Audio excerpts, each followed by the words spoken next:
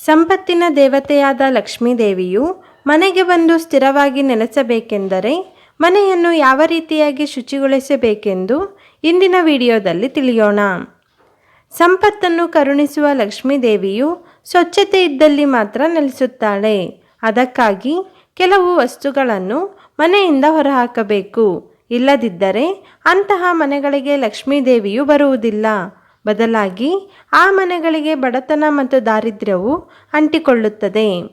ಹಾಗಾದರೆ ಮನೆಯಿಂದ ಹೊರಹಾಕಬೇಕಾದ ವಸ್ತುಗಳು ಯಾವುವು ಎಂದು ವಿವರವಾಗಿ ತಿಳಿಯೋಣ.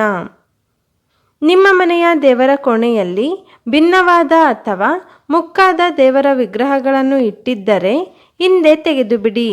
ಇಂತಹ ದೇವರ ವಿಗ್ರಹಗಳು ಪೂಜೆಗೆ ಅರ್ಹವಲ್ಲ. ಈ ರೀತಿಯ ವಿಗ್ರಹಗಳನ್ನು ಮನೆಯಲ್ಲಿ ಇಡುವುದರಿಂದ ದುರಾದೃಷ್ಟವು ಹೆಚ್ಚುತ್ತದೆ. ಆದ್ದರಿಂದ ಇಂತಹ ವಿಗ್ರಹಗಳನ್ನು ಮನೆಯಿಂದ ಹೊರಗೆ ಅಂದರೆ ದೇವಾಲಯದ ಬಳಿ ಇಡುವುದು ಒಳ್ಳೆಯದು. ಒಡೆದ ಗಾಜುಗಳನ್ನು ಮನೆಯಲ್ಲಿ ಇಡುವುದು ತುಂಬ ಅಶುಭವಾದುದು. ನಿಮ್ಮ ಮನೆಯಲ್ಲಿ ಒಂದು ವೇಳೆ ಕಿಟಕಿಯ ಗಾಜು ಅಥವಾ ಕನ್ನಡಿ ಒಡೆದಿದ್ದರೆ ಅದನ್ನು ಮನೆಯಿಂದ ಹೊರಹಾಕಿ. ಒಡೆದ ಗಾಜಿನ ವಸ್ತುಗಳು ಮನೆಯಲ್ಲಿದ್ದರೆ ಮನೆಯಲ್ಲಿ ನಕಾರಾತ್ಮಕ ಶಕ್ತಿಯನ್ನು ಹೆಚ್ಚಿಸುತ್ತವೆ. ವಾಸ್ತುಶಾಸ್ತ್ರದ ಪ್ರಕಾರ ಒಡೆದ ಗಾಜು ದುರಾದೃಷ್ಟದ ಸಂಕೇತವಾಗಿದೆ. ಒಡೆದ ಗಾಜಿನ ವಸ್ತುಗಳನ್ನು ಮನೆಯಿಂದ ಹೊರಹಾಕಿ ಹಾಗೂ ಕಿಟಕಿಯ ಗಾಜುಗಳು ಒಡೆದಿದ್ದರೆ ಅವುಗಳನ್ನು ರಿಪೇರಿ ಮಾಡಿಸಿ. ನಿಂತು ಹೋದ ಗಡಿಯಾರವು ನಿಮ್ಮ ಮನೆಯಲ್ಲಿದ್ದರೆ ಅದು ಕೂಡ ವಾಸ್ತುಶಾಸ್ತ್ರದ ಪ್ರಕಾರ ಅಶುಭವಾದುದು.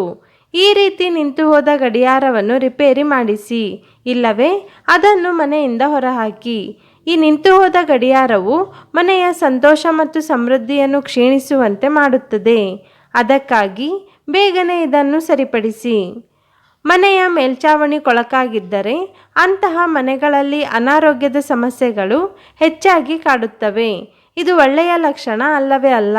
ಅದಕ್ಕಾಗಿ ಮನೆಯ ಮೇಲ್ಛಾವಣಿಯನ್ನು ಆಗಾಗ ಸ್ವಚ್ಛಗೊಳಿಸಿ. ಶುಭ ಫಲಗಳಿಗಾಗಿ ಕಡ್ಡಾಯವಾಗಿ ಶುಚಿಗೊಳಿಸಲೇಬೇಕು.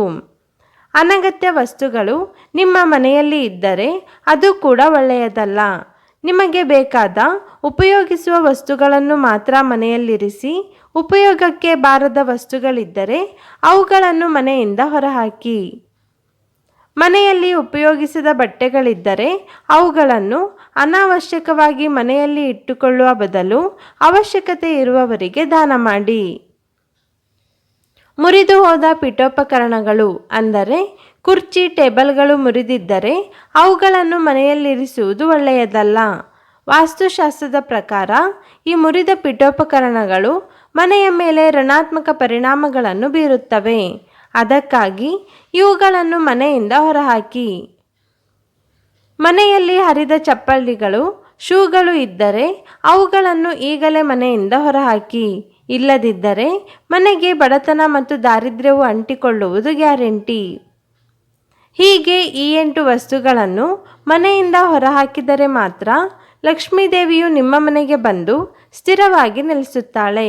ಅದಕ್ಕಾಗಿ ನೀವು ಯಾವಾಗಲೂ ಮನೆಯನ್ನು ಶುಚಿಗೊಳಿಸಿ ಲಕ್ಷ್ಮೀದೇವಿಯನ್ನು ನಿಮ್ಮ ಮನೆಗೆ ಬರಮಾಡಿಕೊಳ್ಳಿ.